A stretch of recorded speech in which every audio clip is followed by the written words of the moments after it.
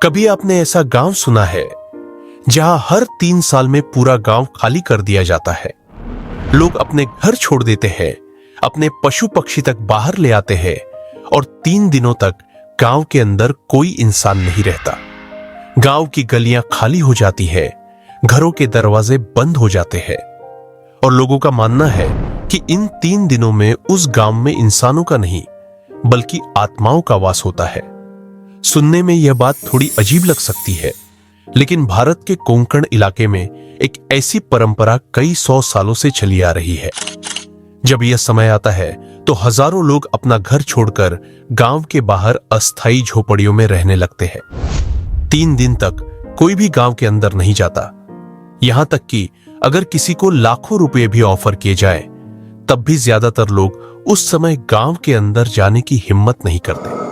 लेकिन इस रहस्यमयी परंपरा के पीछे सिर्फ एक कहानी नहीं है, बल्कि जुड़ा हुआ है एक प्राचीन मंदिर, एक देवी की आस्था और सदियों पुराना एक ऐसा वचन जिसे आज तक निभाया जा रहा है। कहा जाता है कि इस पूरे रहस्य के केंद्र में है माता पावनाई, जिन्हें उस इलाके की रक्षक देवी माना जाता है। गांव के बीचों बीच उनका एक प्राचीन मंदिर भी है और लोगों का विश्वास है कि इसी मंदिर से जुड़ी एक घटना ने इस अनोखी परंपरा को जन्म दिया था। तो आखिर कौन है माता पावनाई? उनका इस गांव से क्या संबंध है और क्यों हर 3 साल में पूरा गांव उनके आदेश पर 3 दिनों के लिए खाली कर दिया जाता है? आप सोच रहे होंगे कि आखिर ऐसा क्यों होता है? क्या सच में लोग भूत प्रेत से डरते हैं या इसके पीछे कोई और कहानी है? आइए आपके इन्हीं सवालों के जवाब ढूंढने की कोशिश करते हैं आज के इस वीडियो में। नमस्कार दोस्तों, आप सभी का एक बार फिर से स्वागत है आपके अपने YouTube चैनल द यूनिवर्सल योगी में। कहते हैं कि कई 100 साल पहले उस इलाके में एक वीरान जमीन हुआ करती थी। वहां घना जंगल था और लोग उस जगह से दूर ही रहते थे।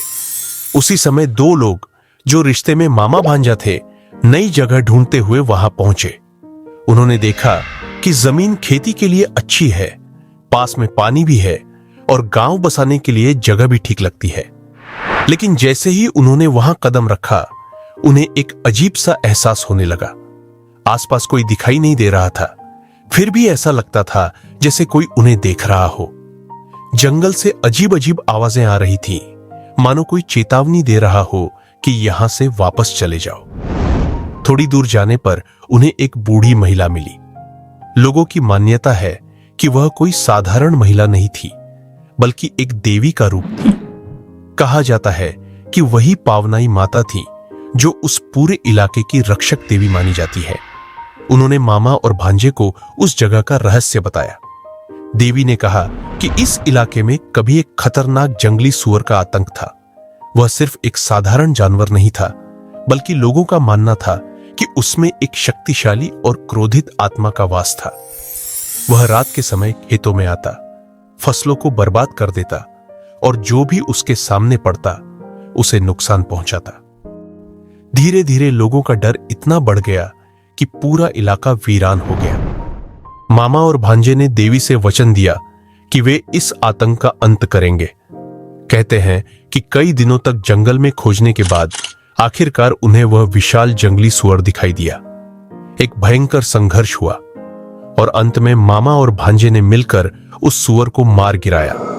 आज भी गांव के मंदिर में उस घटना की याद में एक खास पत्थर की मूर्ति रखी हुई है, जिसमें एक जंगली सूअर और उसे मारने वाले योद्धाओं की आकृति दिखाई देती है। गांव के लोग मानते हैं कि यह वही स्थान है जहां उस सूअर का अंत हुआ था। लेकिन कहानी यहीं खत्म नहीं होती। कहा जाता है कि वह सूअर अकेला नहीं था। उस इलाके में कई अदृश्य शक्तियों का वास माना जाता था और जब उनके नेता को मार दिया गया तो बाकी शक्तियां बहुत नाराज हो गई। तब गांव के लोगों ने फिर से वागजाई माता से प्रार्थना की। कहते हैं कि माता ने इंसानों और उन अदृश्य शक्तियों के बीच एक समझौता कराया। इस समझौते के अनुसार गांव में इंसान रह सकते हैं, खेती कर सकते हैं और अपना जीवन जी सकते हैं, लेकिन हर 3 साल में 3 दिनों के लिए पूरा गांव खाली करना होगा। उसी समय उन अदृश्य शक्तियों को उस जगह पर रहने का अधिकार दिया गया। इसी वजह से गांव के बीचों बीच आज भी पावनाई माता का एक छोटा लेकिन बहुत प्राचीन मंदिर मौजूद है। जब यह परंपरा शुरू होने का समय आता है तो गांव के लोग सबसे पहले इसी मंदिर में पूजा करते हैं, माता से आशीर्वाद लेते हैं और फिर पूरे गांव को खाली कर देते हैं। लोग मानते हैं कि माता के आदेश का पालन करना ही गांव की शांति और सुरक्षा का कारण है। जब यह समय आता है तो पूरा गांव एक उत्सव की तरह बाहर बस जाता है। लोग गांव के बाहर झोपड़ियां बनाते हैं, परिवार के साथ रहते हैं, खाना बनाते हैं, गाने गाते हैं और एक तरह से छोटा सा मेला जैसा माहौल बन जाता है। लेकिन एक नियम सब मानते हैं, उन 3 दिनों में गांव के अंदर कोई नहीं जाता। कभी कभी कुछ लोगों ने जिज्ञासा में अंदर जाने की कोशिश की भी है। कुछ लोगों ने कहा कि उन्हें अजीब अजीब आवाजें सुनाई दी।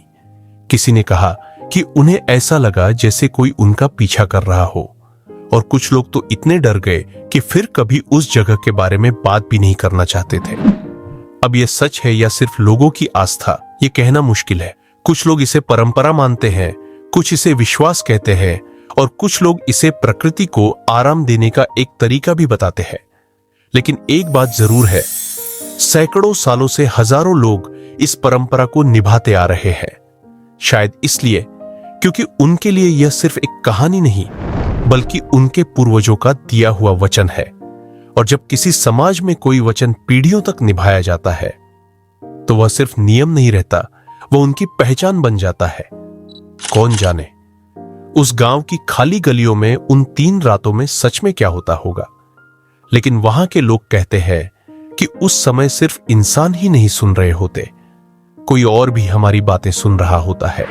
अगर आपको यह वीडियो पसंद आया हो तो इसे लाइक करें, शेयर करें और कमेंट करें। मिलते हैं अगले वीडियो में एक और आध्यात्मिक कथा और रहस्य के साथ।